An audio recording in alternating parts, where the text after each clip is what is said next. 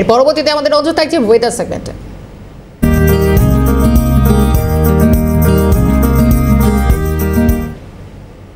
আজ দিনভর ওয়েদার কেমন থাকবে? আজও কি দুর্যোগপূর্ণ আবহাওয়া থাকবে? কারণ গত কয়েকদিন ধরে একটানা বৃষ্টি হচ্ছে, তবে ইতিমধ্যে একটু হলো বদল হয়েছে। কারণ উত্তরবঙ্গের ক্ষেত্রে দুর্যোগপূর্ণ আবহাওয়ার কথা বলা হলো। কলকাতা, শহরতলি বা একাধিক দক্ষিণবঙ্গের বিভিন্ন জেলায় বিক্ষিপ্ত বৃষ্টি হবে। কলকাতা সহ 2 চব্বিশ পরগনা, হাওড়া, হুগলি, নদিয়া, 2 বর্ধমান, 2 মেদিনীপুরে বৃষ্টি হবে। আর উত্তরবঙ্গের কি সতর্কতা থাকছে আমি সরাসরি যাবো এই মুহূর্তে আমাদের সঙ্গে। আমাদের প্রতিনিধি শুভজিৎ দে রয়েছেন। শুভজিৎ, সুপ্রভাত। গত কয়েকদিন ধরে একটানা দুর্যোগপূর্ণ আবহাওয়া, আজ কেমন থাকবে বা আগামী কয়েকটা দিন আবহাওয়ার কোন পথে এগোতে চলেছে?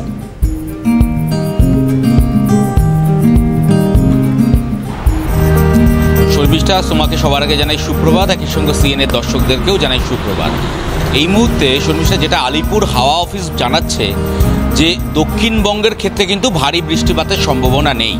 কিন্তু দক্ষিণবঙ্গের ক্ষেত্রে ভারী বৃষ্টিপাতের সম্ভাবনা না থাকলেও দক্ষিণবঙ্গের জেলাগুলিতে অর্থাৎ কলকাতা সহ 2 চব্বিশ পরগনা, হাওড়া, হুগলি, নদিয়া, পশ্চিম বর্ধমান, পূর্ব মেদিনীপুর, পশ্চিম মেদিনীপুর অর্থাৎ গাঙ্গেয় উপকূলবর্তী যে জেলাগুলি রয়েছে এই জেলাগুলিতে কিন্তু বিক্ষিপ্ত বৃষ্টিপাত থাকবে।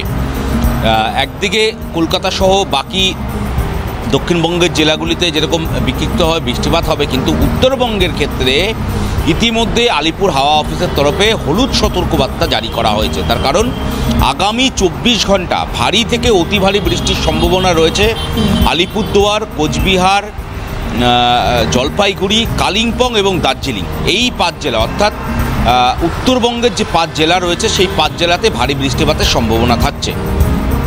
একদিকে উত্তরবঙ্গের এই 5 জেলায় ভারী বৃষ্টিপাতের সম্ভাবনা, অন্যদিকে উত্তরবঙ্গের 2 জেলা অর্থাৎ দার্জিলিং এবং কালিম্পং, এই 2 জেলার ক্ষেত্রে কিন্তু বিশেষ করে সতর্কবার্তা জারি করা হয়েছে। কারণ পার্বত্য এলাকায় ভারী থেকে অতি ভারী বৃষ্টির সম্ভাবনা যেরকম থাকছে, বজ্রবিদ্যুৎ সহ বৃষ্টিপাতের সম্ভাবনা থাকছে, একই সঙ্গে 30 থেকে 40 কিলোমিটার গতিবেগে হাওয়া বইতে পারে বলে চেষ্টা করো। কারণ যখন তখন এই বৃষ্টি, শুধু তাই নয়, আবহাওয়া দপ্তরের তরফে এটাও বলা হচ্ছে যে রবিবার, সোমবার অর্থাৎ এই দিনে আর্দ্রতাজনিত একটা অস্বস্তি বাড়বে, কিছুটা গরম বাড়বে। আবার কিন্তু আবহাওয়ার একটা ভোল বদল হতে পারে। মানে আবহাওয়ার এই খামখেয়ালিপনা, এটার পিছনে এবারে এই অতি বর্ষণ, তার কি ব্যাখ্যা দিচ্ছেন আবহাওয়া কর্তারা?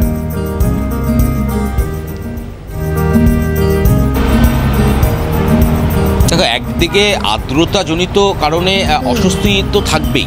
আর্দ্রতা আজকে যেমনটা 95% আর্দ্রতা রয়েছে, সেক্ষেত্রে যত বেলা গড়াবে ততই কিন্তু এই অস্বস্তিজনিত বিষয়গুলো কিন্তু থাকছে।